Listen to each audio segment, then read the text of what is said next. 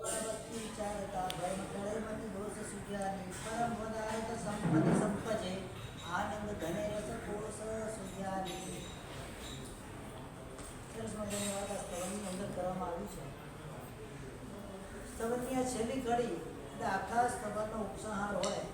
આખું સ્તવન શું કહેવા માંગે છે એનું નિચોડ શું હોય એ આનાથી આપણને પ્રગટને સ્પષ્ટ રીતે સમજાઈ જાય એવું છે. સૌથી પહેલા વાત કરી આત્મ અર્પણ વસ્તુ વિચારે જે પ્રમાણે પરમાત્માને સમર્પિત થઈ ગઈ છે એટલે સમર્પિત થવા માટે જે પ્રમાણે આપણું કર્તવ્ય છે કયા એંગલમાં આવીને આપણે સમર્પિત થઈએ. સંસારિક પોતાની ગતિવિધિ લઈને આવેલો હોય, ભાવનાને લઈને આવેલો હોય અને એ પ્રમાણે પરમાત્માને સમર્પિત થાય. કોઈ કીધું હોય તમે આ પરમાત્માની સેવાને સમર્પિત થજો, તમારા ઘરમાં વારા ન્યારા થઈ જશે, એ પણ એક સમર્પિત થવાની રીત છે. ચલો એમ કરતા પણ યાદ બૈરાગમના પોષ માટે જાય, બાહ્ય આત્માના પોષણ માટે જાય, એટલે કે સંસારના પોષણ માટે જે પરમાત્માના શરણ આવે છે. વધારે પડતું અત્યારે વિશ્વમાં આવું જ લાગે છે. શેના માટે ભગવાનના મંદિરમાં જવાનું, શેના માટે તીર્થયાત્રા કરવા જવાનું, શેના માટે ગુરુપાદ પાસે જવાનું. સામાન્ય રીતે કોઈ શ્રવણ ભગવાન માત્ર પોતાના વૈરાગ્યમાં મસ્ત હોય, વૈરાગ્યમાં ઝીલતા હોય, એની પાસે જનારા લોકોની સંખ્યા કેટલી જાય કે ન પણ જાય કોઈ ભરોસા નહીં. અને એકદમ પબ્લિશર જેવા હોય, 4 વાગ્યાની પબ્લિસિટી બરાબર જાગી ગઈ હોય, ભલે ને અંદર કઈ ના હોય, એની પાસે જનારા કેટલા તમારે પૂછવાની જ જરૂર ના પડે, બોલે એટલે કામ થઈ ગયું. પણ આ બે વસ્તુને ખાસ સમજ એ જ રીતે પરમાત્માના શાસનમાં આપણે પરમાત્માના જિનારેમાં આપણે પરમાત્માની પાસે સમજી જિનારે છોડ દે છે. પરમાત્માની પાસે આપણે જઈએ છીએ. શેના માટે જઈએ છીએ, ઉદ્દેશ્ય શું છે? પરમાત્માની આજ્ઞાનું પાલન કરવું છે. પરમાત્મા જે રીતે કહ્યું છે એ રીતે જીવન જીવવું છે. પરમાત્મા જે ત્યાગ વૈરાગ્યની જે વાતો બતાવી છે એના પોષણ માટે જવું છે કે મારા સંસારમાં બધું સારું થઈ જાય, ઘર બાર ઠરી ઠામ બધું થઈ જાય, એના માટે મારે જવું છે. બે રીતે જઈ, કોઈ અંતરાત્માની શુદ્ધિ માટે જાય અને કોઈ પોતાના સંસારની વૃદ્ધિ માટે જાય. કારણ કે દાદાના દરબારમાં આવેલો વ્યક્તિ ખાલી હાથે તો નથી જાય, એટલે કંઈક ને કંઈક તો મળે. જો શ્રદ્ધાથી આવ્યો હોય પરમાત્મા મને ના આવે, પરમાત્માના આશ્રિત એવા, પરમાત્માને માનનારા, પરમાત્માને પૂજનારા, પરમાત્માને શરણારા એવા એમને અધિષ્ઠાય જીવો કંઈક ને કંઈક તમારું કરે. ન કરે એવું પણ નથી જો તમે શ્રદ્ધાથી આવ્યા હોય. એટલે તમારું કામ થોડું થયું. કોઈ કામ માટે કોઈ ભાઈ મારી પાસે આવે, સાહેબ કાંઈ ઠેકાણું પડતું નહોતું, કોઈ કીધું મહાત્મા કે સંતોષવાદી પૂનમ ભરવાનું ચાલુ કરી, સાહેબ અત્યારે વ્રત સેટ કરી દીધું. એટલે શેના માટે આ પૂનમ ભર્યું? આ હકીકતની વાત છે. શેના માટે પૂનમ ભરી તમે? આત્મ ઉદ્ધાર માટે ભરી કે સંસારના ઉદ્ધાર માટે ભરી? શેના માટે? એટલે પરમાત્માને તમે કઈ લેવલ પર લઈ ગયા? સૌથી પહેલા વસ્તુ એ જ વિચારવું છે, જેની અંદર શાશ્વત સુખ આપવાની શક્તિ છે એવા તારક તત્વ પાસે જઈને તમે માંગીને શું માંગ્યું? અશાશ્વત એવી વૃત્તિને માંગી, અને જેના કારણે તમારા સંસારને તમે શું કર્યો છે? બસ વધારવાનો જ પ્રયત્ન. ચાલો આ ભાવ મળી, અરે હેપી. આવતા માની મળે તો શું કરશો?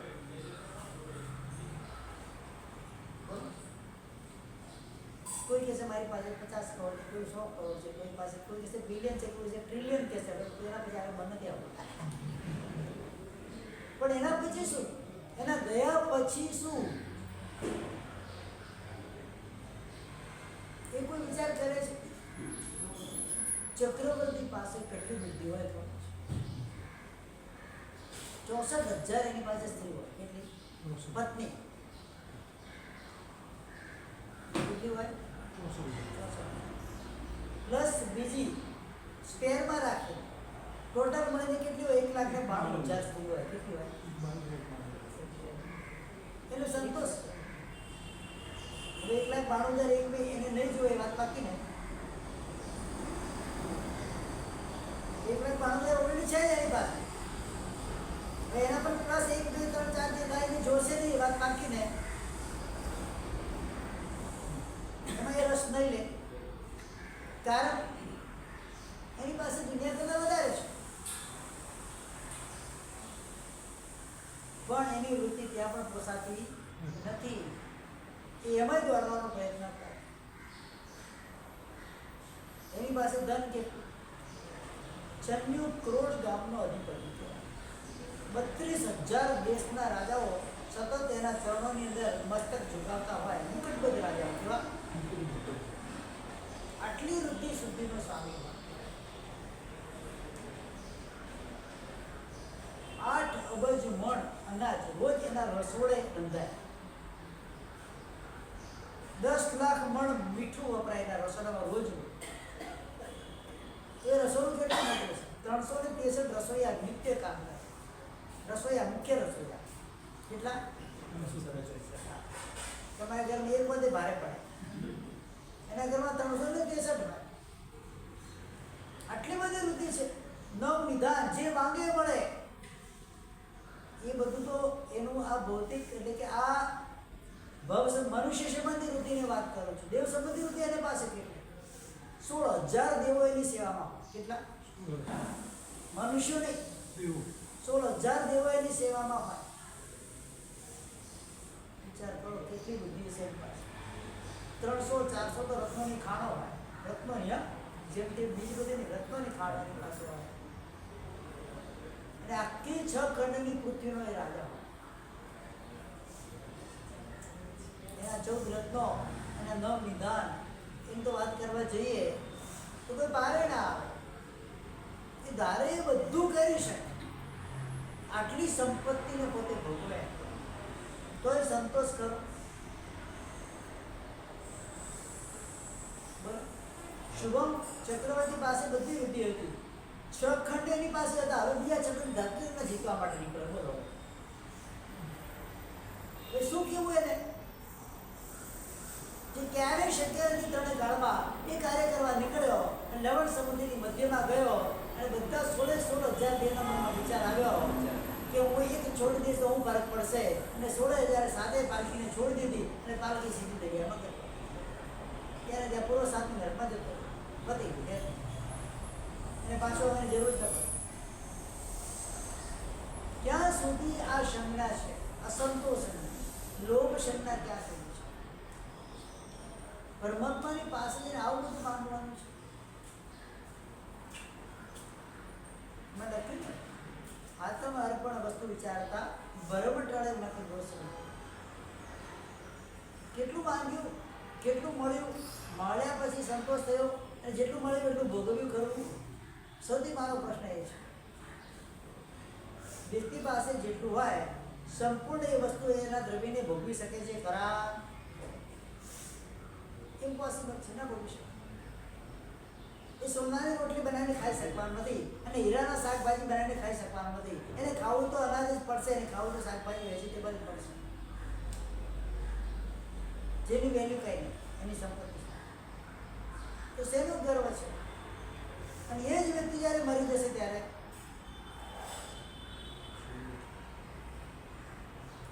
એની લાશને હીરા મોતીની સજાવી કોઈ શોકેસમાં રાખશે ખરા? શું કરશે? એ જ સસ્તા જે લાકડા હોય જંગલમાંથી મળેલા લાકડા, એ લાકડાની સાથે એને બાળી નાખશે. તો ગર્વ શેનો છે? તો અહંકાર શેનો છે? તો લોભ શેનો છે?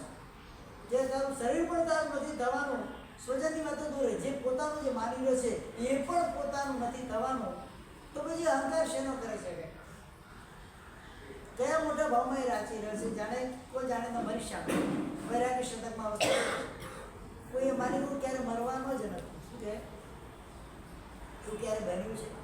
અરે તીર્થંકરની આત્મા હોય, ભલે સર્વાર્થ સિદ્ધિ વિમાનો 33 કરોડના પલકોના 33 સાગરોમાં આયુષ્યવાળો એ સર્વાર્થ સિદ્ધિ વિમાનનો દેવ હોય, અરે એને પણ 33 સાગરોમાં આયુષ્ય જ્યારે પૂરું થાય ને તો એને પણ ત્યાંથી નીકળવાનું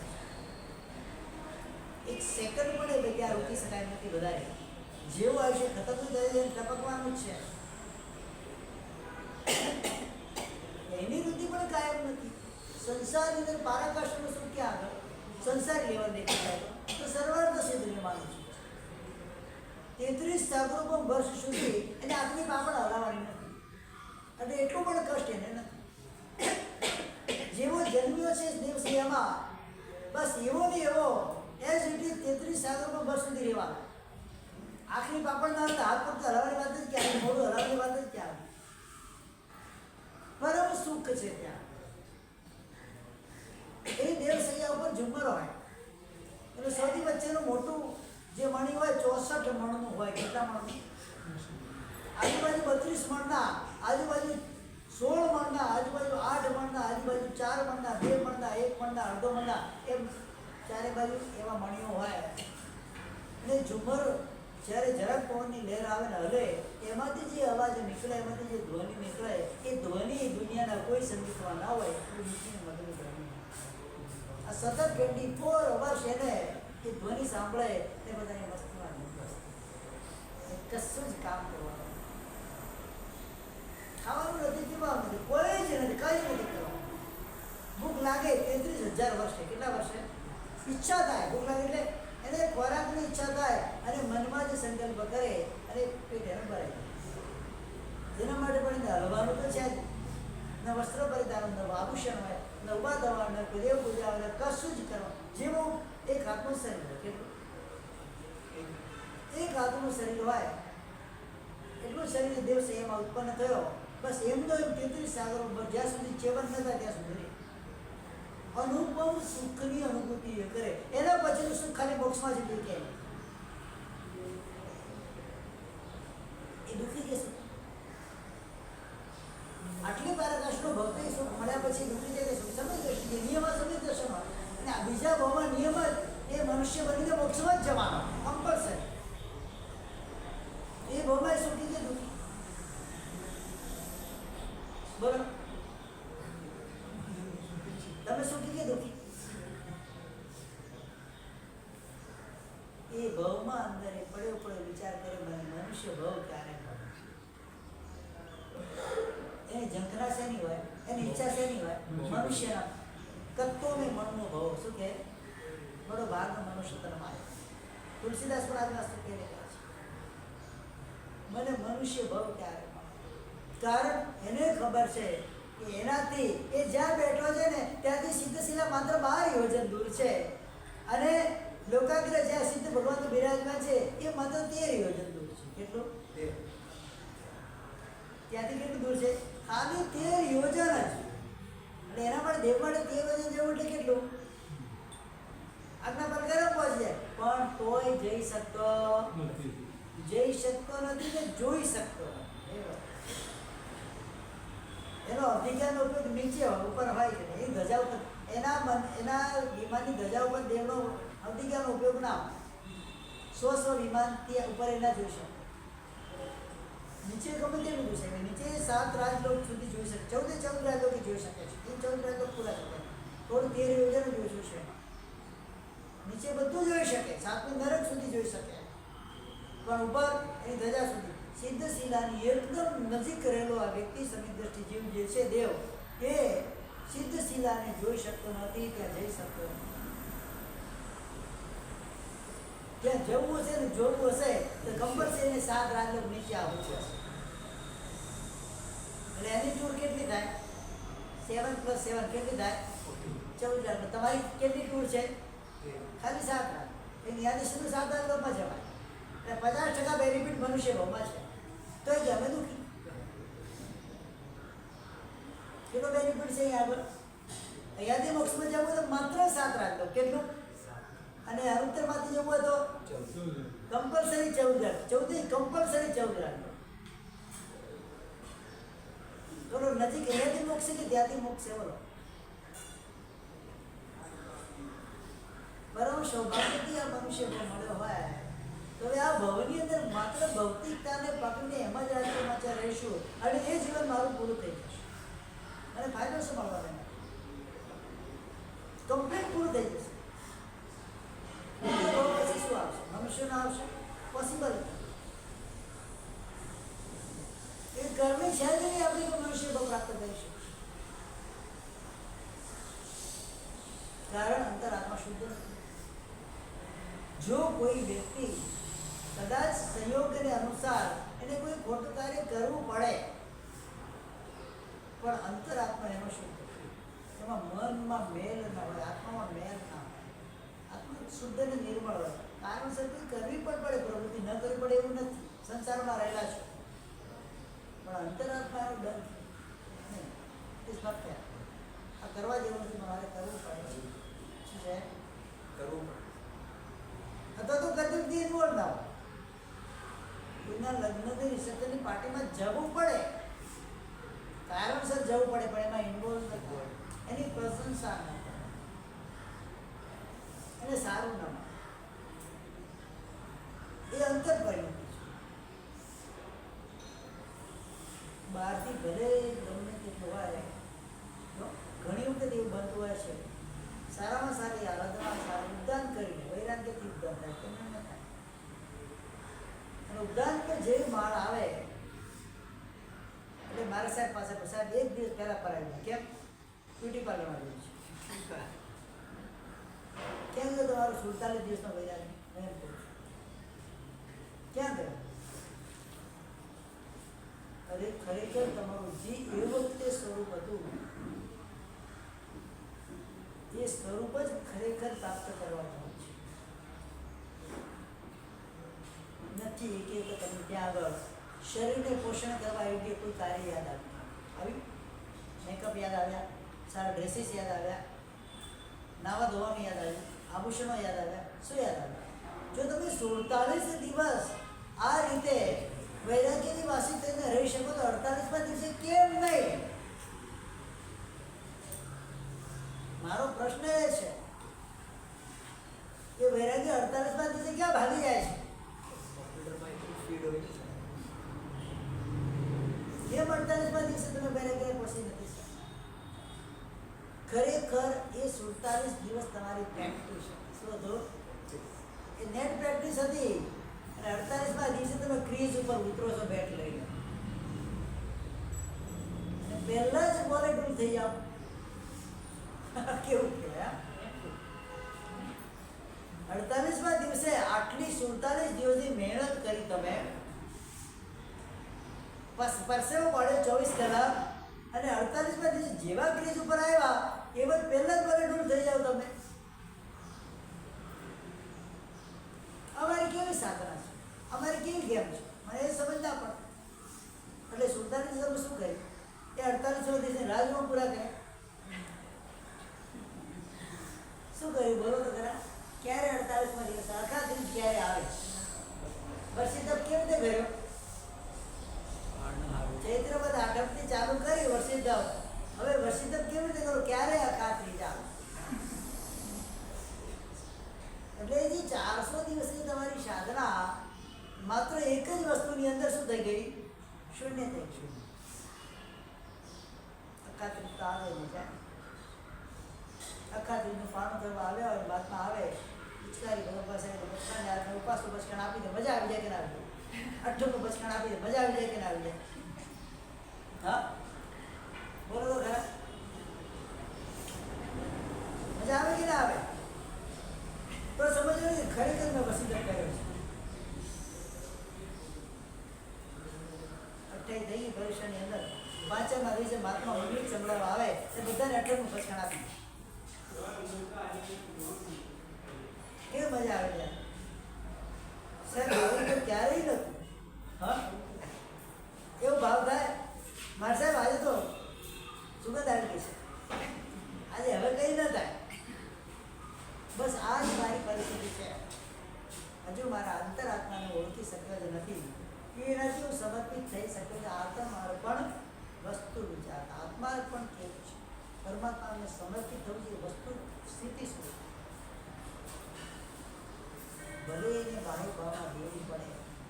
હરિભદ્ર સમાજ 50 ગ્રંથની દ્રષ્ટિ આત્મા સંસારમાં રહે ખરા પણ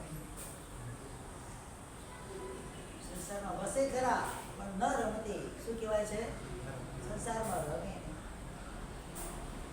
એ કેવો કહેવાય? આત્મજ્ઞાની અથવા તો એ સમય દ્રષ્ટિ આત્મા એની વ્યાખ્યા ત્યાં કઈ છે. અમે સમ્યક દર્શનના મૂંગારા પૂછીએ, અમે સમ્યક દ્રષ્ટિ જે બી અમે ત્યાં દર્શન. જો સમ્યક દ્રષ્ટિ તમે ખરેખર જ હો તો હરિભદ્ર સુરમાનું વચન એવું છે, ભલે એને સંસારમાં રહેવું પડે પણ સંસારના કોઈ પણ ભાવોથી લેપાય એ એનાથી ભિન્ન જ. એ સાચો સમ્યક દ્રષ્ટિ, એ સાચો અંતર આત્માની ઓળખ કરનારો વ્યક્તિ ક્યાં? એને ખરેખરા ભાવમાં એ પરમાત્માને સમર્પિત થયેલો વ્યક્તિ ક્યાં? કારણ એના પછી લખેલું છે, ભ્રમ ટળે મત દોષો સંજાય. મનના બધા જ ભ્રમો ટળે જાય, બુદ્ધિના દોષો બધા ટળે જાય. હવે સ્થિર થઈ ગયો, કેવો થઈ ગયો છે આત્મા? હવે બહાર ગમે તેટલું થાય, બહાર ગમે તેટલું થાય, એને કઈ વિકલ્પ, એને કઈ ખબર જ ના પડે. એ દુનિયામાં છે જ નહીં. રસ્તા પર પણ ચાલતો હોય, એના મનમાં કોઈ બહારના વિચારો ના હોય. શોભન મનની વાત તો ધનપાલ કર્યા ભાઈ એટલા બધા પોતાના શાસ્ત્રની અંદર મગ્ન થઈ જાય, પોતાની સાધનામાં મગ્ન થઈ જાય, ગોચરી માટે નીકળ્યા છે પાત્રા લઈને. અને 24 ભગવાનની સંસ્કૃત 24 જોડા સંસ્કૃત ભાષામાં રચવાના ચાલુ થયા છે. બે લાલીનાથ ભગવાનનો ભવ્યા બોજ બોધ અનેક તરણે વિસ્તારી કર્માવલી રંબા સામે જણાવી નંદ મહાને નષ્ટા બધા ભાષુરે ચાલુ થઈ. પ્રાસવાળા પાછા બીજી ને ચોથી લાઈન સેમ જ હોય પણ અર્થ અલગ થતો હોય. આ રીતે 24 ભગવાનના જોડા રચી નાખ્યા સંસ્કૃત ભાષામાં. અને પાછું કાવ્યમય છંદ, બધું કાવ્ય છંદ રાગ બધું જ કમ્પ્લીટ હોય. આગળ એક પણ બિંદી માત્રનો પણ આની પાછી વસ્તુ ન હોય, ઓછી વધારે ન હોય. એવા પ્રસંગો, એવા શબ્દો ક્યાંથી ગોતીને લાવવા? એને ખાલી રસ્તામાં ગોચરી જઈને આવે 24 ભગવાનના જોડા છંદની સ્તુતિઓ રચી નાખી સંસ્કૃત ભાષામાં. ગોચરીમાં લઈને આવ્યા. તમારા મારા જેવા હશે ગોચરી, એ તો પોતાની વસ્તુ એમ હશે, એને ખબર છે મારે તો પાત્ર ધર્યું, પેલો પાત્ર મૂકી દો, પાત્ર વજન થઈ ગયું, હાલવા માટે ગોચરી આવી ગઈ પાત્રમાં, ગોચરી આવી ગઈ, વજન આવી ગયું એટલે ગોચરી આવી ગઈ. અને પછી ચાલવા પડે, ઉપાસને પહોંચ્યા, ગુરુ ભગવાન પાસે પહોંચ્યા. ગોચરી ખોલીને બધા આવું લઈને આવ્યો છે કે ગોચરી જો છે અંદર પત્ર કોણે મૂક્યો કઈ ખબર નથી. એ પોતાના અંદર મસ્ત એ અંતર પરિણત છે, એમાં ભ્રમ છે. એ અવસ્થા કેવી છે? એકદમ જાગૃત અવસ્થા છે. બધી જ વસ્તુ એ પોતે વિચારે, ભ્રમણામાં નથી રાખતા. આવું કરીશ તો આવું થશે, આવું કર્યું તો આવું થશે, આવું કરવાથી આવું થયું, આમ થયું, આમ થયું, એને કઈ જ ના હોય. એની સામે બધું સ્પષ્ટ જ હોય. ભ્રમ કોઈ પણ પ્રકારના એને હોય નહીં, કારણ કે એની બુદ્ધિ કેવી છે? એ વખતે પોતાના કંટ્રોલમાં છે, એને સ્થિર છે.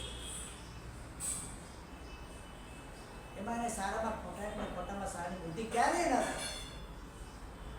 True is true and life is life, બસ બે જ વસ્તુ હોય એના. જ્યારે વર્તમાનમાં આપણી પાસે કેવું છે? ભલે પરમાત્માને સમર્પિત થઈ રહ્યા હોઈએ, પરમાત્માની પૂજા નિત્ય કરતા હોઈએ, પરમાત્માનું શાસનની જે પોતાનું તન મન ધન આપણે સમર્પિત કરતા દેતા હોઈએ, પણ એ કેવા ભાવે કરે છે? એ આપણી ભ્રમણા છે. કેવું બધું કરી રહ્યા છે પણ કશું જ નથી કરતું. એમાં મોટું જોવા જઈએ તો માત્ર ને માત્ર પોતાના કસાયોનું પોષણ જ છે, એમાં બધું કઈ નથી.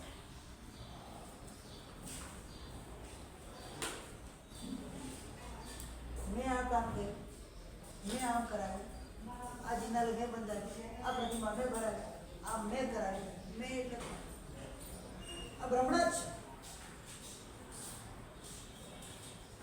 પણ જેની બુદ્ધિ સ્થિર હોય ક્યારે એવો વિચાર પણ ના કરે, કામ થયું નથી, ભૂલી ગયા. બસ આ જ વસ્તુ સમજવાની. મોટામાં મોટા કાર્યો કરનારા લોકો જ્યારે મળશે તો શું થશે? સાહેબ આપણા પરિવારને 10 જણાને બેઠાનો લાભ મળ્યો છે, શા માટે બોલવાની જરૂર છે? બધા વ્યવહાર થતું એટલે એમાં શું થાય છે? શેનું પોષણ છે? અહંકારનું પોષણ. ભલે પોતાની જાતે ન માનતો કે મને અહંકાર છે, મેં લાભ લીધો, એવા શબ્દો સરળ ને સારા બોલતા, એવા માયાનું પોષણ છે, અહંકારનું પોષણ. બીજાને તમે સંભળાવો છો એટલે એને નીચું દેખાડવાનો એક પ્રયત્ન કરો, એટલે તમારું લોભનું પોષણ આવી જાય. તો જોડે કહેવાની હોત શા માટે બીજાને કેવું કે મેં આમ કર્યું? એ કેવું એટલે શું? નર્યો અહંકાર અને માયા બેનું પોષણ છે, બીજું કશું. કોણ શું કરી શકે? ચક્રવર્તી પણ ધારે ના તો નીચે પડેલા તણકલાને ઉપાડી ન શકે, એની મરજીથી ના ઉપાડી શકે. આટલી તાકાત ચક્રવર્તીમાં હોવા છતાં નીચે પડેલું તણકલું ચક્રવર્તી પોતાની મરજીથી ના ઉપાડી શકે. તો આપણે શું વિચાર શું છે? કોઈ ચક્રવર્તી ઉપાડી લેશે, જે ઉપાડો જાય અને વાયુ આવે તણકલું ઉડી જાય, એટલે ઉપાડી શકશે ખરા? એની પોતાની તાકાત પોતાની મરજીથી વ્યક્તિ કે જીવ કંઈ પણ કાર્ય કરી શકતા નથી. એને કરવું હશે તો પોતાની આત્મશક્તિની જરૂર છે. શાંતિચંદ્ર સુધી મારા સાહેબના જીવનનો કિસ્સો આવે છે. શાંતિ સુધી મારા સાહેબના જીવનનો કિસ્સો આવે છે. સંકેશ્વરમાં બિરાજમાન એક અપંગ ભાઈ, જેને પગમાં લકવો હતો જન્મથી, વંદન કરવા માટે આ બંનેની ઘટના તમને વંદન કરવા માટે ભાઈ આવ્યા છે. પોતાની આત્મશક્તિ કેવી જાગૃત છે પોતાને ખબર છે. એને વાત કરી છે, સાહેબ આ રીતે ખબર છે, ચા પેલી દુકાનમાંથી એક મોટી તેલ લઈ લેજે, તલ એક મોટી તલ લઈ લેજે અને વાપરી લે, તને સારું થઈ જશે. એ વ્યક્તિની દુકાનમાં ગયો, જે દુકાન સાહેબે કીધી છે એ દુકાનમાં ગયો, તલ લીધા, વાપરી લીધા, 6 મહિનામાં રેડી લખવો ગયા. પેલો વ્યક્તિ પાછો આવ્યો સાહેબ પાસે, સાહેબ એની દુકાનમાં મળે તલમાં આટલી બધી તાકાત છે, લખવો મળી, તેના તલની તાકાત નથી. હા, તલ એ પ્રકૃતિ છે, મારા આત્મામાં પ્રકૃતિને બદલવાની તાકાત છે. શું કે છે? પ્રકૃતિ એની છે, એના છે, હજુ દુકાનમાં જશે, એને કોઈ અસર નહીં થાય, પણ એની જે તલની જે પ્રકૃતિને બદલવાની તાકાત કોનામાં છે? એ મારા આત્મામાં છે. એનાથી તું સાધુ કરે છે. એટલે આત્માની શક્તિ અનંત છે. કેટલી છે? તમે ધારો એ કાર્ય કરી શકો. 16 મહારોગનો સ્વામી સનતકુમાર ચક્રવર્તી, કેટલા 16 રોગ ઉત્પન્ન થયા છે શરીરની અંદર, ને ખબર પડી કે 16 રોગ ઉત્પન્ન થયા છે એટલે આ શરીર નાશવંત છે. ચક્રવર્તીનું રૂપ કેવું ખબર છે? દેવો પણ એનું રૂપના વખાણ કરતા. ચક્રવર્તી સનતકુમારનું રૂપ આવ્યું. તેઓ પરીક્ષા કરવા માટે આવ્યા છે. 16 રોગ ઉત્પન્ન થયા છે, ખબર પડી on the spot, very second સિંહાસન છોડી નીકળી ગયા. વૈરાગ્ય ભાવથી સંયમ લીધું.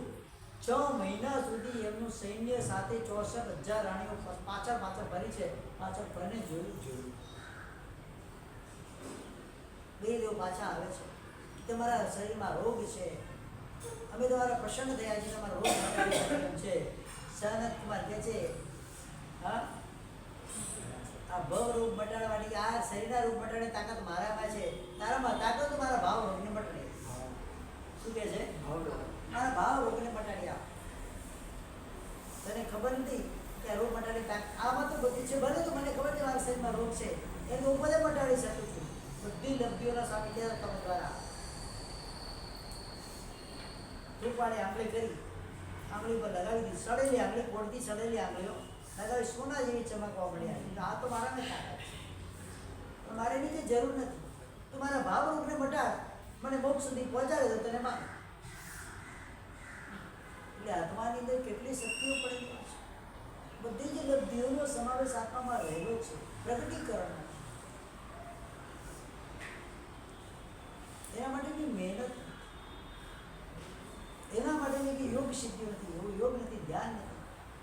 મહિનામાં કાયો સાહેબ નથી કરી શકતા. એવી સ્થિરતા નથી. સૌથી પહેલો તો સ્થિરતા. કોઈને કીધું તમે 1 કલાક રોજ ધ્યાન કરજો, કરવાનું ચાલુ કરે, 1 મહિનો 2 મહિના થાય, ગાડી ઘોડે ચડી જાય, બંધ થઈ. જે ક્રિયા કરવાની બતાવી છે શાસ્ત્રની અંદર કાયમ કરવાની છે. 1 દિવસ કરો, 2 દિવસ ના કરો, 4 દિવસ કરો, 5 દિવસ ના કરો, સાહેબ કઈ રિઝલ્ટ તો મળતો નથી. કોઈ કહે છે ગુરુવારે આમિલ કરો, કોઈ કહે છે સોમવારે આમિલ કરો, કોઈ કહે છે બેસતા મહિનાનો આમિલ કરો, કોઈ કહે છે ફલાણી તિથિનો ફલાણા દિવસનો આમિલ કરો. તમારું બધું સારું પણ નથી થતું. કેમ નથી થતું? વર્ષ 2 વર્ષ 5 10 વર્ષ સુધી કરે આમિલ, પણ કોઈ ફરક ન પડે. એક આમિલની તાકાત છે કે તમારા તમામ વિઘ્નોને દૂર કરી અને તમને સર્વોપરી સ્થાન પર બેસાડી શકે. એટલે એક આમિલની તાકાત છે. શાસ્ત્રકાર ભગવન પુરાણ આવે છે. તો તમને કેમ કાં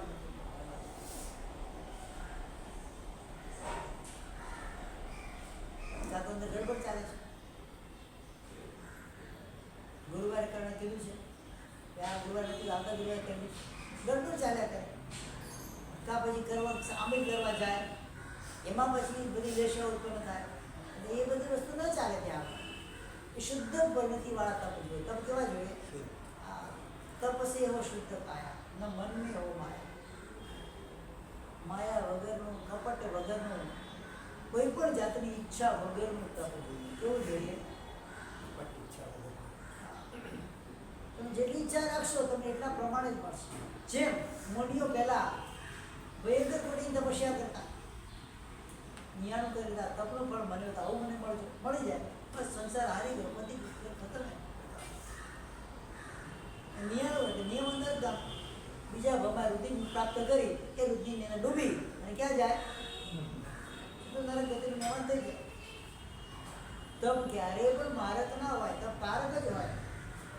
તપની રીતે કરવામાં આવેલું તપ હોય તો તારક બને, બાકીમાં તારક બનતો કોઈ પણ જાતની અપેક્ષાના સેવન વગર, અપેક્ષા રાખ્યા વગર સહજ ભાવે આત્મકલ્યાણના માટે, આત્મ ઉત્થાનના માટે, આત્મ જાગૃતિ માટે કે આત્માની સ્થિરતા માટે કરવામાં આવેલું તપ જ સક્સેસ છે. બાકી ગમે તેટલા તપ કરો એ તપની કોઈ ફરક નહીં. લાંગણ થાય, શોષણ સહેજનું કર્યું, કદાચ થોડા ઘણા ભાવમાં ભક્તિ સુખાદીની પ્રાપ્તિ થઈ જશે, બસ બીજું એનાથી વિશેષ કાંઈ દેવલોક કદાચ માની જશે. 8મા 10મા 12મા દેવલોક સુધી કદાચ જતા રહેશો. પછી શું? ત્યાંથી નીકળવાનું તો છે, એનો પણ સમય પૂરો તો થવાનો જ છે. પછી શું? પછી તો ભટકવાનું જ છે. પણ તપ કેવો હોય? આ દરેક સાધન હોય. આત્મ સાધનને આપણે છે ને બહારના ભાવમાંથી અંતર્ભાવમાં આવવાની વાત કરીએ છીએ. બ્રહ્મટળેમાંથી દોષ સ્વીકારી, એનો મતલબ શું થઈ શકે? આ બધી ભ્રમણાઓ છે. આટલું બધું કરું છું કારણ હજી મારી બુદ્ધિ જે પણ કરું છું એને પણ સ્વીકારવા તૈયાર છે. મોટો માસક્ષમાનો તપ કર્યા પછી તમારી બુદ્ધિ એ તમને સ્વીકારવા તૈયાર છે? જાતને પ્રશ્ન કરો. હું શેના માટે માસક્ષમણ કર્યું છે? શું સ્વીકાર્યું બુદ્ધિ એ ત્યાં? માસક્ષમણ કર્યું હોય, ચૂપચાપ આંબેલી પારણું કરી અને પોતાના કામે લાગી ગયો, બને ખરા? કોઈને ખબર જ ના પડે તમારે માસક્ષમણ થઈ ગયું એ પણ ખબર ના પડે. બની શકે આવું? કેમ ના બને? કેવળ જ્ઞાનને કેવળ જ્ઞાન થાય ને, કેવળ જ્ઞાન ત્યાં પછી જો દેવને ખબર ન પડે ત્યાં સુધી પોતાની મેળે કોઈને કહે પણ નહીં કે મને કેવળ જ્ઞાન થયું છે. માતા પિતાની સેવા કરનારા 2 હાથના શરીરવાળા દુર્મા પુત્ર કેવળ જ્ઞાન થયા પછી 6 મહિના સુધી માતા પિતાની જેમ પહેલા સેવા કરતા એવી રીતે સેવા કરે છે. એમને નવડાવવાના, ધોવડાવવાના, એમના માટે જમવાનું, રસોઈ બનાવવાની, બધું જ કરવાનું. બીમાર માતા પિતા એ બધી જ સેવા 6 મહિના કેવડી ભગવાન જાય કરી. વિચાર કરો. થઈ શકે આવું કરે? કેવડી ત્યાં પછી આ વ્યવહાર ધર્મને પાળે, માતા પિતાની સેવા કરે, એના માટે રસોઈ બનાવી આપે, એને નવડાવે, એને ધોવડાવે, એને કપડાં પહેરાવે, એ બધું કરે, એના કપડાં ધોઈ આપે, બધું કરે. દોષ ના લાગે એને? ચૂલો સળગાવી એના પર રોટલી શાક બને તો દોષ ન લાગે? કેવડીની વાત છે, છદ્મસ્તની વાત નથી કરતો. પણ જ્યાં સુધી પ્રગટ ન થાય ત્યાં સુધી સામેથી ક્યારે બોલે નહીં. 6 મહિને દેવને ખબર પડી એમને કેવું થઈ 6 મહિના પછી દેવો આવીને મહોત્સવ કરે. પછી તો એ સંસાર છોડી સેમનો વેશ લઈ લે, પછી કેવી રીતે વેશ ના આપે. પણ જ્યાં સુધી ન થાય ત્યાં સુધી તો કેવલ જ્ઞાન પ્રાપ્ત થયા પછી પણ આત્મા મૌન રહી શકતો હોય, આપણને કેવલ જ્ઞાન નથી. આ તો આપણી બરબડ કેવી હોય, દુનિયાભરને શીખમણ આપણને આપણે ચાલુ હોય. બસ આ બધી ભ્રમણામાં રાખીએ છીએ. આપણે શું કરીએ છીએ કે મને બધું આવડે છે, હું MBA મને બધું આવડે છે, MBA થઈ ગયા. કેમ બોલતા થોડા થયા એટલે શું થયા? અમારે પણ એવું જ છે. ભણવામાં કંઈ હોય નહીં, અંદર 2-4 વર્ષ થયા હોય, થોડું બોલતા આવડી ગયું એટલે પોતાની જાતે પ્રોફેસર મળે, પ્રખર પ્રવચનકાર. શું કે છે? હા, પ્રખર પ્રવચનકાર. શા માટે બધું લખવાની જરૂર છે? પ્રખર પ્રવચનકાર ને 4 પ્રશ્ન કર્યા સવામાં તો પણ શું બધા ખાઈ જાય પાછા. ખાલી બોલતા આવડે માત્રથી પ્રવચનકાર ના બને. બધી આ કહું ને, આ બધી બહારની ભ્રમણાઓ જ છે. ઘણી વખત આત્માની વાત કરનારાઓને પણ આત્મતત્વ સારી રીતે સમજાયું હતું. ખાલી વાતો કરે, કેમ કે બધું ભણેલું વાંચેલું હોય એટલે એમાંથી 4 શબ્દો તમને સારા સારા મસ્ત મજાના શબ્દો કાઢી તમને બતાવું એટલે તમે શું થાવ? તમે મારા પર આપણે થઈ જાઓ, મારા શબ્દનું શું ઊંડું જ્ઞાન છે. એટલે 4 શબ્દો વાતો પણ મહાત્માને કદાચ ન આવડતો બની શકે. શાબ્દિક ધોરણે ધર્મતાના ઉપદેશ રંજન લોકને કરવા કહે. વિદ્યા ભણે હું વાદ માટે કેટલી કતરી કરું. ધર્મોપદેશો લોક રંજનાય. આ સંસ્કૃતમાંથી એની ગુજરાતી થયું. કેવા મહાત્મા અહીંયા ચાલે? ઠંડા મારા જેવા હવે ચાલે કે એકદમ તાળ ફાળ ધડમ ધડમ કરતા હોય એવા ચાલે? કેવા ચાલે પ્રકાશભાઈ? હા, આ તો રગડાનો પાઠ છે.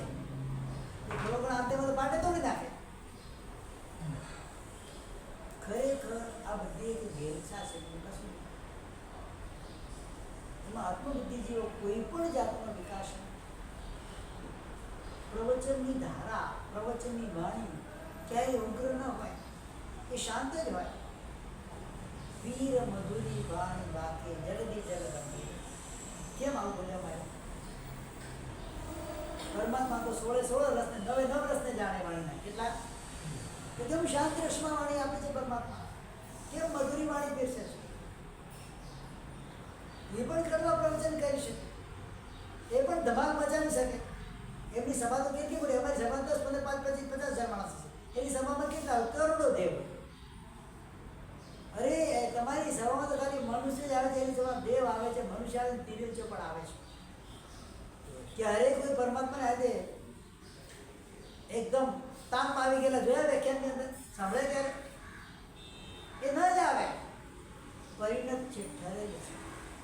કેવા છે? અને શબ્દ કયો તમારા પર અસર? પુણ્યશાળી કોણ છો? આ શબ્દ બ્રાહ્મણ હરિભદ્રે એકેની મદ્રાસુના મોઢેથી સાંભળ્યો. શબ્દની અંદર મધુરતા, શબ્દની અંદર બહુમાન, શબ્દની અંદર સન્માન, શબ્દની અંદર જે કહેવાય કે ગંભીરતા, આટલું ખાલી સાંભળ્યું છે. પુણ્યશાળી કોણ છો એટલામાં હરિભદ્ર મહારાજનો 50% અહંકાર ઓગળી ગયો કે એને જીવનમાં ક્યારે આ શબ્દ સાંભળ્યો. આટલી ગંભીરતાથી, આટલી મીઠાશથી, આટલા બહુમાનથી હરિભદ્ર બ્રાહ્મણે ક્યારેય એવા શબ્દો સાંભળ્યા જ નથી. વિચાર કરો, શબ્દોની તાકાત કેટલી છે. ઉગ્રતાથી ક્યારેય કોઈને વશ કરવાના હોતા નથી. એને નરમાશથી અને ઠંડકથી વશ કરવાના. ઉગ્રતાથી વ્યક્તિ કે જીવ વસ્તુ વશ ન થાય, કોઈ હિસાબે ન થાય. અને સૌથી મોટું વશીકરણ મંત્ર કયું છે ખબર છે? પ્રેમ. પ્રેમથી જ બોલો બધા સાથે, મીઠા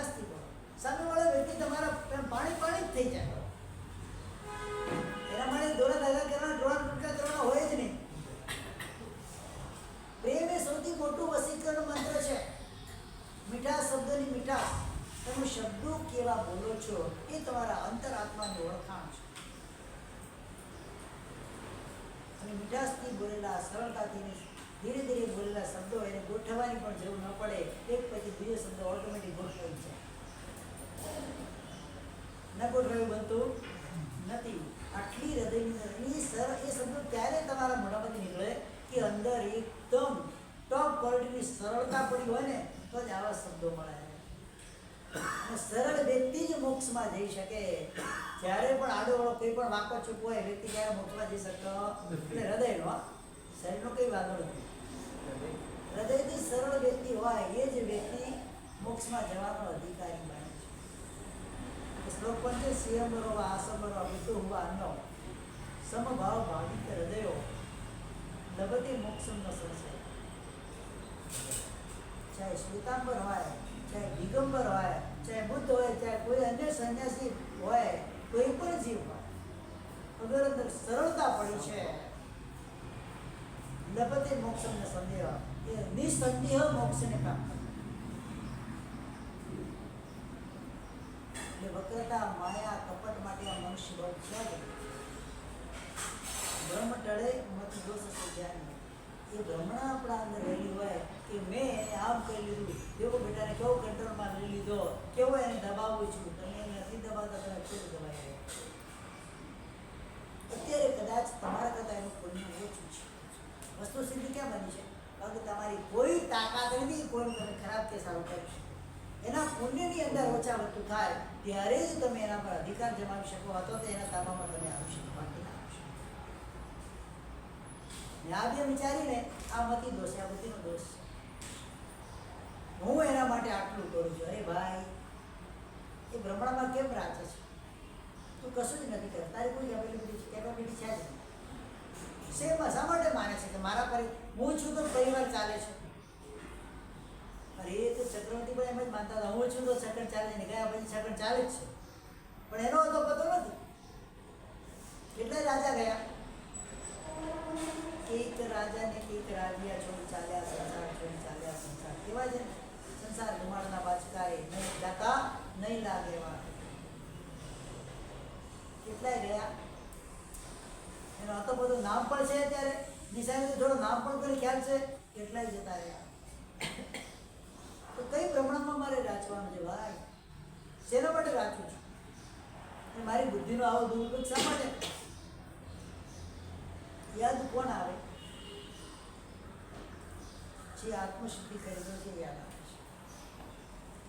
દુનિયામાં ગમે તેટલી ઊંચામાં ઊંચા ભોગોને ભોગવીને ગયેલો વ્યક્તિ એ હોય ત્યાં સુધી યાદ એની રહે, એના ગયા પછી એની યાદ રહેતી નથી.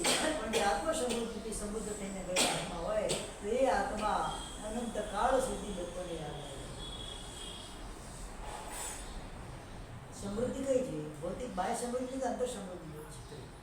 બે વસ્તુની બે વાક્યની વાત કરી. તો ત્રીજા વાક્ય પર જઈએ. આ જો થાય ભરમ ટળે મતિ દોષ સુજાની. આ મતિ દોષ ટળી જાય, તમારો ભરમ ટળી જાય તો પછી હવે જે બાકી રહે,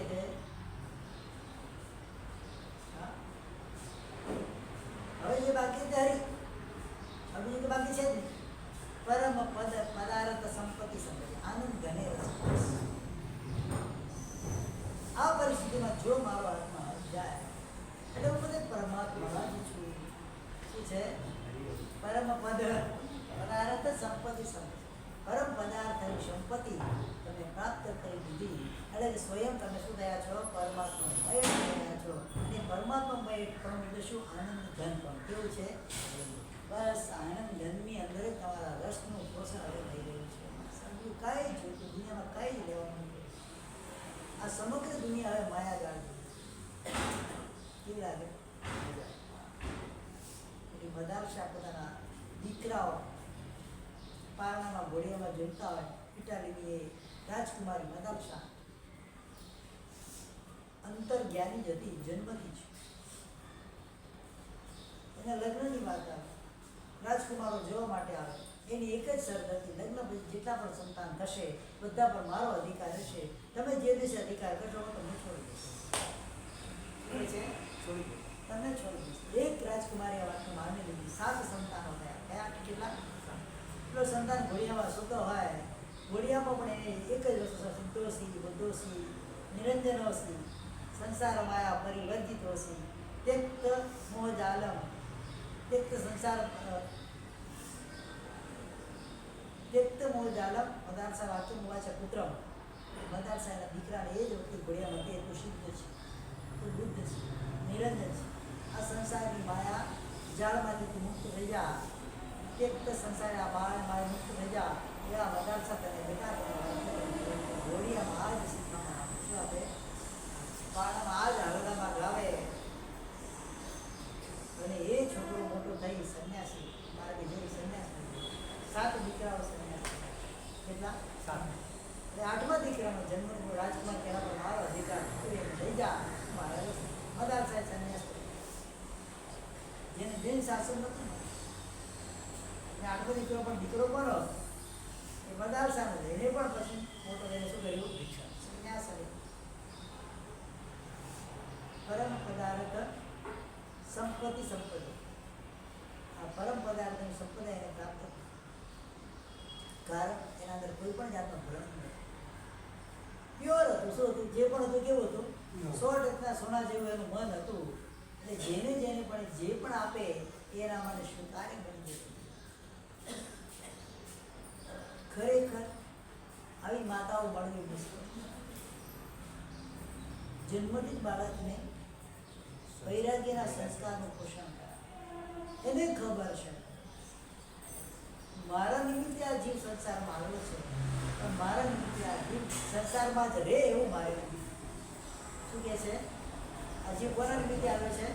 મારા નિમિત્તે આવ્યો છે, પણ મારા નિમિત્તે આ સંસારમાં રહે એવું મારે કાર્ય કરવું. એટલે ગળથૂતીમાંથી જ એવી શિખામણ એને મળતી હોય, એને એવા શબ્દો સાંભળે, એટલા મીઠા મધુરા શબ્દો હોય, એના પર અસર કર્યા વગર ના આવે. બસ આ જ પહેલાની માતાઓ જીજાબાઈ લોરી સુનાવે, શિવાજીને નિંદરી ના આવે કેવા છે. એ માતાઓ કેવા પ્રકારના સંસ્કારો પોતાના બાળકોને આપે. હવે આ સંસ્કારો ક્યાં આવ્યા? માતામાં જ મધુરતા નથી, બાળકમાં ક્યાંથી આવે? એ માતા હજુ બાળક બની જ નથી. શું છે? માતા પોતે જ બાળક નથી બની, કારણ કે એને વડીલનો આશ્રય ગમતો નથી. બાળક કોણ બની શકે? પ્રકાશભાઈ, જેને વડીલનો આશ્રય ગમતો હોય એ જ બાળક બની શકે. બાકી શું બાળકો મા બાપ પાસે બાળ ક્રીડા ન કરીને મુખમાંથી જેમ આવે તેમ છે એમ જ તમારી પાસે તારે કાજે ઘોડા ભાવથી જેવું બન્યું તેવું, એમાં કશું થોડું ભયંકર માયા છે. જેવું બન્યું કેવા ઉભા રહેશો તો ઉભા જ નહીં રહેશો અહીંયા. એમાં કેટલું છુપાવવાનું? પરમાત્માની પાસે તો કમસે કમ સાચું બોલો. ત્યાં પાછું પોતાનું ચલાવવાનું હોય.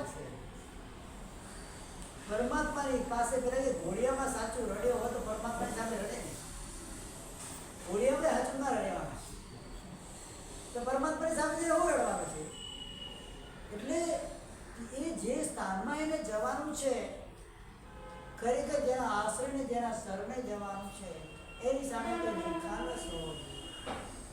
એમાં કોઈ પણ પ્રકારની માયા. તમે હોસ્પિટલમાં જાઓ, તમને બીમારી આવી છે અને ડૉક્ટર કે આમ કરવાનું છે, ના એ નહીં, હા એ નહીં, જૂઠું બોલે કાતો ના નહીં, એવું કંઈ નહીં સાહેબ, એવું કાંઈ નહીં, તો ડૉક્ટર તમારો ઇલાજ ના કરી શકે. તમારો રોગ તમારે બતાવવો જ પડશે. તમારે આ તકલીફ છે, તકલીફ માથું દુખતું હોય ને થોડું પેટમાં આમ થાય છે, તો પેલા પેટને દવા આપવાનું છે, માથાની દવા નથી આપવાનું, તમારું માથું ઉતરવાનું નથી. એટલે એ સ્થાનમાં તમે ગયા છો તો એને સરેન્ડર થાવ. વસ્તુ સ્થિતિ શું છે? જો પરમાત્માની પાસે ગયા તો આત્મ અર્પણ વસ્તુ વિચારતા તો પરમાત્માને સરેન્ડર થાવ. ગુરુ પાસે ગયા તો ગુરુને સરેન્ડર થાવ. માતા પિતાની પાસે હોય તો એને સરેન્ડર થાવ. સાસુ સસરાની પાસે તો એને સરેન્ડર. ત્યાં કોઈ પણ પ્રકારની માયા કપટ ના જ હોય. જે છે હકીકત બતાવો. શા માટે છુપાવવાનું છે? મારી બુદ્ધિના ખોટા ગુરુકુળને કેમ કરો છો? સરળતાથી બતાવી દો. સરળા વેલા છે જેના લોકો એમ કહેવાય. સરળ લોકો આ દુનિયાની અંદર ઘણા ઓછા છે. અને સરળતા જ્યાં સુધી હૃદયમાં પ્રગટ ન થાય ત્યાં સુધી પરમાત્મા પદની પ્રાપ્તિ ત્રણેય કાળમાં થવાની નથી ને નથી જ. ક્રોધી વ્યક્તિને કેવળ જ્ઞાન થઈ જાય, અહંકારીને કેવળ જ્ઞાન થઈ જાય, લોભીને થઈ જાય, પણ માયાવીને ક્યારેય કેવળ જ્ઞાન નથી.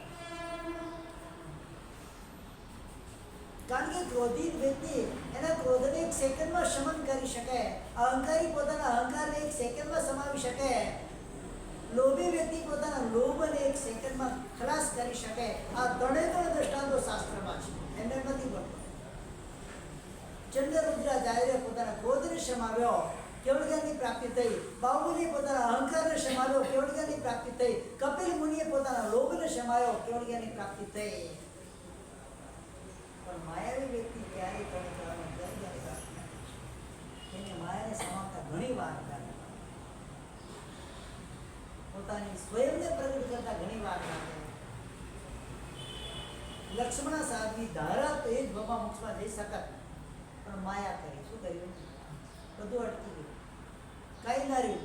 84 સુધી સંસારમાં એની ભટકન ચાલુ થઈ. માયા શું હતી? ત્રણ કસાયો છે ને, એને જીતવા સરળ છે, માયાને જીતવી અઘરી છે. એટલે માયાને નિકૃતિ કહેવાય. શું કહેવાય? નિકૃતિ. અને માયાનો બીજો શબ્દ છે નિકૃતિ. અને માયા એ સ્ત્રી વેદનો બંધ કરાવે છે. એ કોઈ કસાય સ્ત્રી વેદનો બંધ નથી કરાવે. ધર્મની અંદર માયા કરીએ તો પણ સ્ત્રી વેદ આપી શકે. તો બહારની દુનિયામાં માયા કરો તો શું મળે તમને? અને સૌથી વધુ માયા શેમાં ભર્યો? કોઈ ખોટું નહીં લગાડતા. સૌથી વધારે માયા સ્ત્રીઓમાં જ ભરે છે. એને સરળ બનાવી એટલે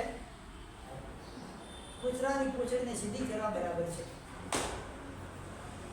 એ બની જ ના શકે. એની અંદર ક્યારે માયા પ્રગટ થાય ખબર પડે નહીં. એમાં કહેવાય કે પુરુષનું સૌભાગ્ય અને પુરુષનું ભાગ્ય અને સ્ત્રીની પ્રકૃતિ અને બ્રહ્મા ન જાણે, ઓળખી ના શકે એ અંદર શું બન્યું. કારણ કે સહજ અધ્યાત્મ સાર નામનો ગ્રંથ, એમાં સ્ત્રીના સ્વરૂપનું ખોટું નહીં લગાડતા કે મારા સાહેબ તમારા માટે આવું બોલે છે. પ્રત્યક્ષા વ્યાઘ્રી, શું કહેવાય? નિસ્કંદના વ્યાઘ્રી, પ્રત્યક્ષા રાક્ષસી, એવા શબ્દો એમને મૂક્યા છે. પ્રત્યક્ષ રાક્ષસી સમાન હોય, ગુફા વગરની વાગણ જેવી હોય, અને સાહસ, અમૃત, માયા તેના અંદર સહજ લક્ષણ હોય.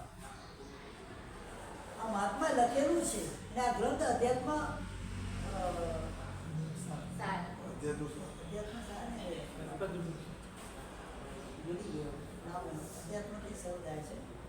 ખરેખર જે શબ્દો લખ્યા છે અમને કડક ભાષામાં લખ્યા છે. કેવા લખ્યા છે? કડક ભાષામાં શબ્દો લખ્યા છે. અનુભવ ગમે શબ્દો હોઈ શકે બધા. એટલે વિશ્વાસ પાત્ર ન ઠરે. માયાવી વ્યક્તિ ક્યારે? લોભી વ્યક્તિનો વિશ્વાસ કરી શકાય, અહંકારનો વિશ્વાસ કરી શકાય, ક્રોધીનો વિશ્વાસ કરી શકાય, દારૂડિયાનો વિશ્વાસ કરી શકાય. પણ માયાવી વ્યક્તિનો વિશ્વાસ ક્યારે થાય? ને કારણ કે એના અંદર કુટિલતા ભરેલી છે, એના અંદર સરળતા બિલકુલ છે નહીં. એ ક્યારે શું કરશે ખબર પડતી. સરલા વેલાથી જેના લોકે કહેવામાં આવ્યું છે કે સરળતા મારામાં જો આવી જાય ત્યારે જ આ પરમ પદની પ્રાપ્તિ થાય. અને ત્યારે જ છેલ્લો આ શબ્દ આવે છે, આનંદ ઘને રસ પુરુષ. આનંદના સંગમાં તારા રસની પોષણ થાય. એટલે હવે આનંદ સિવાય તારા અંદર કઈ બાકી રહે? કેવું કે નિશ્ચય આનંદ. અંતરપણથી જેને શુદ્ધ હોય એને આનંદ સિવાય જે વાત કશું ના.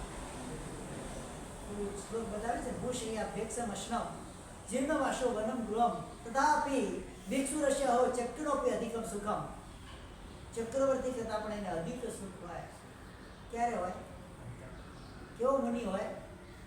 જમીન પર જેને શૈયા હોય, ભિક્ષા માંગીને જ્યારે ખાવાનું હોય, જીર્ણ વાસ જીર્ણસીનો વસ્ત્ર પહેરતો હોય, વનની અંદર જે રહેતો હોય, એવા મુનિને ચક્રવર્તી કહેતા પણ અધિક સુખ બનાવ્યું છે. એવો મુનિ નિષ્પૃહ મુનિ હોય, નિષ્પૃહતા અષ્ટકની વાતો છે જ્ઞાનસારની અંદર. નિષ્પૃહ મુનિ હોય એને સુખ કેટલું બતાવ્યું છે? ચક્રવર્તી પણ કરતા પણ વધારે સુખી એ જીવ છે. કારણ गोधन गज धन राज धन रतन धन खान रे जब आवत संतोष धन सब धन दूरी समान જેની પાસે ગાયનું ધન હોય, હાથી હોય, ઘોડા હોય, રાજ હોય, રત્નો હોય, સંતોષ નામનું ધન ન હોય તો એ બધું ધન દૂરી એટલે ધૂળ સમાન છે. કેવું છે? કેવા કેવા વાક્યો એ મહાપુરુષો લખ્યા છે જેમને જૈન શાસન મળ્યું નથી, પણ આત્માની ઓળખ કરી. અને એ જ વસ્તુની પાછળ આપણે એ આત્મધન જે છે મારું આનંદ ધન સ્વરૂપ જે મારું ધન છે એના રસનું પોષણ મારે કરવાનું છે. ક્યારે થશે? જ્યારે પરમ પદ સંપદા સંપજે આનંદ ઘને રસ. સરસ બધામાં વાક્ય બતાવ્યું છે. ખરેખર મમણામાં જેવા બધા વાક્યો છે.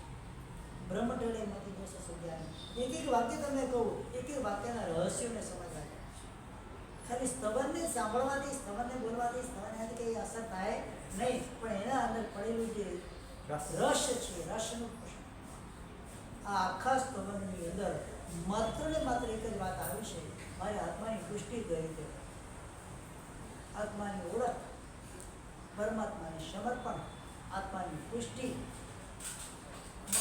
બાહ્ય આત્માનો ત્યાગ, અંતર આત્માનો સ્વીકાર અને પરમાત્મા પદ સુધી પહોંચવાની મારી ઈચ્છા, મારી ઝંખના, મારી શિવના.